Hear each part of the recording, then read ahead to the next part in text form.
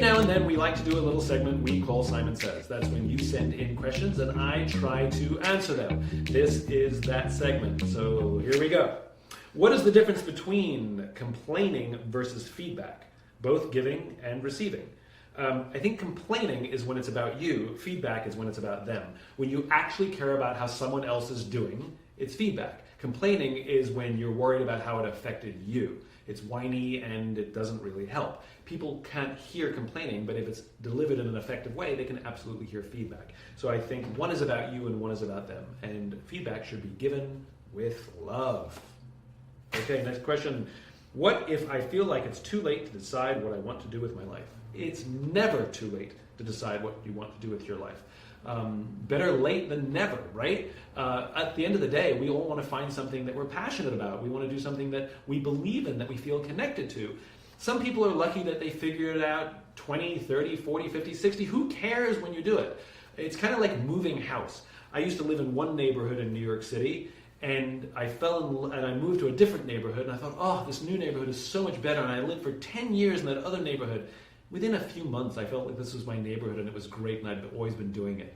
And it's kind of like that, which is if you find the thing you love, you'll be so consumed and in love with it, it doesn't matter when you do it, as long as you're doing it. So definitely, if you don't think you're doing something you love, definitely look for it. No matter how old you are, you'll find it unbelievably rewarding, I promise.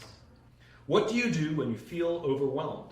So I get overwhelmed when I have too much stuff on my plate. There's just too many things going through my head and I just can't keep up, and I sort of do a little bit of this and a little bit of that and it drives me nuts. So the easiest way to beat that is to organize a little bit. In other words, I make a list of all the things that I have to do in priority order. And that's really important because I start with number 1 and I get through the whole thing so I can cross it out before I go to number 2. So if I'm unable to get through everything in the day or the week or whatever the time frame is, at least I got the most important things done. Do you have any advice or guidance for people who are trying to start their own business? Yes, absolutely. This was really the core of Start With Why. I had a business that was struggling, and when I learned to start with why, it profoundly changed the course of my business. Understanding your why you started this business in the first place, is absolutely essential. It's much easier to get a job and get steady pay and get benefits. It's way safer.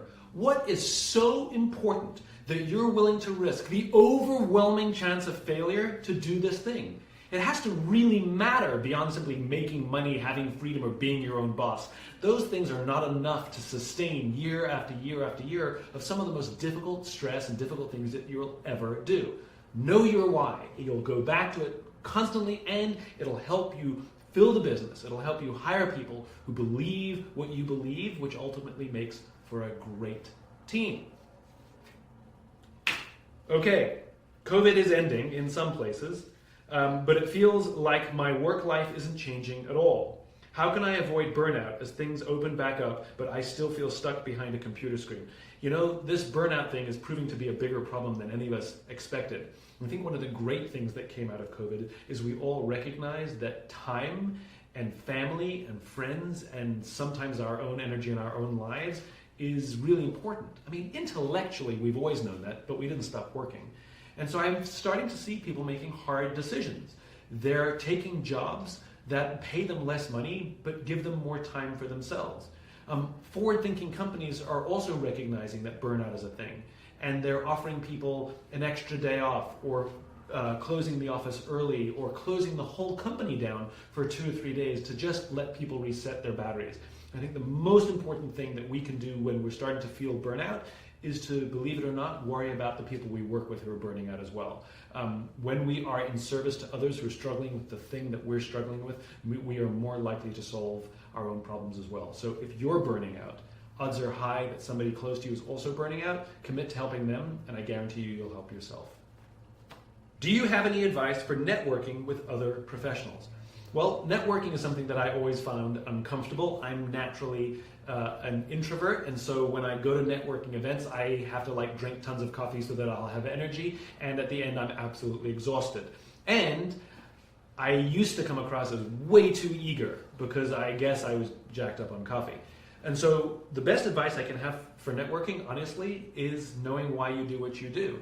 This is the only thing that changed when my career profoundly changed, which is I stopped talking about what I did and I started talking about what I believed. So for example, prior to my why, if I went to a networking event and somebody said that dreaded question, what do you do? I would say I run a small marketing consultancy where we help big brands articulate their value. I mean, boring, right? And then after I learned my why, people would say to me, what do you do? And I said, I teach leaders and organizations how to inspire people. If they believed what I believed, they heard the word inspire and they said, cool, tell me more about that. And we were talking about my stuff for the next 20 minutes. If they didn't believe what I believed, they said, what kind of companies? And I knew it was going to be a short conversation. So not only did it make my work more compelling, but it also helped me filter who are more likely to be better connections than others. Learn to start with why and learn to have a pitch that starts with why. It makes a profound difference. I'm trying to stay true to an infinite mindset, but I also feel like I'm not moving fast enough toward my goals. How can I reconcile an infinite mindset with the pressures of becoming successful? How do you define success? Are you only defining success by the money you make, the promotions you get, in which case you're sliding back into that finite mindset? This takes practice. Remember, finite and infinite are not mutually exclusive. You can absolutely have ambition, you can absolutely want to do well, but trying to fix those things on a fixed time frame, like I'm going to be a millionaire by the time I'm 30, I'm going to sell my business and have an IPO by the time I'm 35, I'm going to get a promotion by next year, those things are not entirely in your control. And so to put artificial goals like that is fine, but they have to be guide points rather than goals. So I do stuff like that as well, but I see them as guide points. Sometimes I'm early, sometimes I hit the date, and sometimes I'm slow. The point is you want to focus on the momentum. Are you moving towards the goal? And, also think about some infinite ambitions as well that you may never see come true in your life. I have a vision. I want to see a world in which people feel inspired, safe, and fulfilled. I know I will not live to see that world happen. And what matters to me is that there's enough momentum that I will lie on my deathbed and say, it'll go on without me. That's how we have an infinite mindset. What do I do if half of my team wants to come back to the office and half of my team wants to continue working from home? That is a hard question that a lot of people are grappling with right now. The reality is we can't force anybody to do what they don't want to do, and we will have mass rebellion if we attempt to. You can't say we're all staying at home when some people want to come in, and we can't say everybody has to come in when some people want to stay home. And so it's about finding a right balance and letting people know that they will have to make a little compromise now and then for each other. So some people who want to stay away will have to come in every now and then for meetings and to just be a part of the culture. And for people who only want to come in, they have to get comfortable with sometimes some people want to stay away. It's a compromise. It's called teamwork. And we have different personalities. We also have to remember the benefits. Remember, the office generally is supportive of an extrovert mentality. So coming in, being friendly, being social, where some people, they need to just like hide away and do their work, and they'll actually be more productive. So understanding a blended model, we're actually going to help people work to their natural strengths. Talk about that with your team, both the compromise.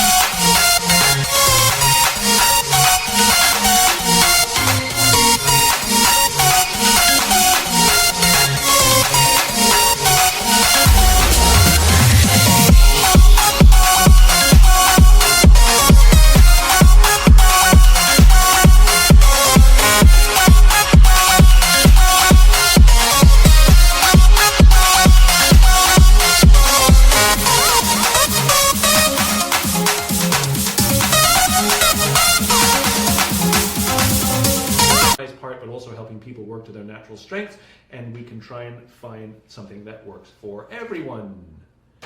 Okay, I have a great idea, but I just can't seem to find the motivation or confidence to get started on it. Do you have any advice for breaking through that final barrier? Absolutely. Tell people about your idea. Tell people about your idea. The more you talk to your friend.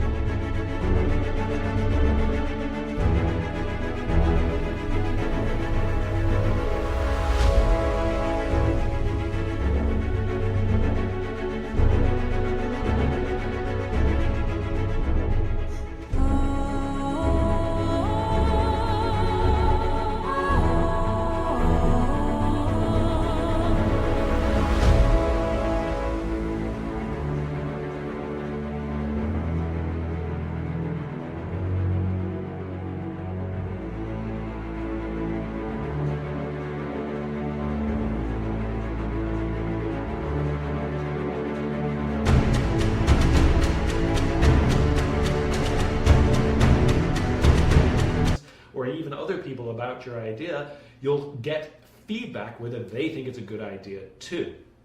My friend Charlie said that if two people think something is a good idea, then it's a good idea. So we don't know it's a good idea until other people react to it. And if they react positively, they'll either encourage you, check in on you, put a little peer pressure on you, which sometimes helps, or sometimes they'll say, that's amazing, I'll do it with you. I struggle to self-motivate. I need a team. I need somebody with me. So if I have at least one person who says, I will do that with you, I'm fantastic. I will show up for them. But I'm like you, if left to my own devices, sometimes I can get down on myself. Find someone who believes in your idea. Those are all the questions I have for today. Please send more and we'll do another segment soon. Until then, take care of yourself and take care of each other.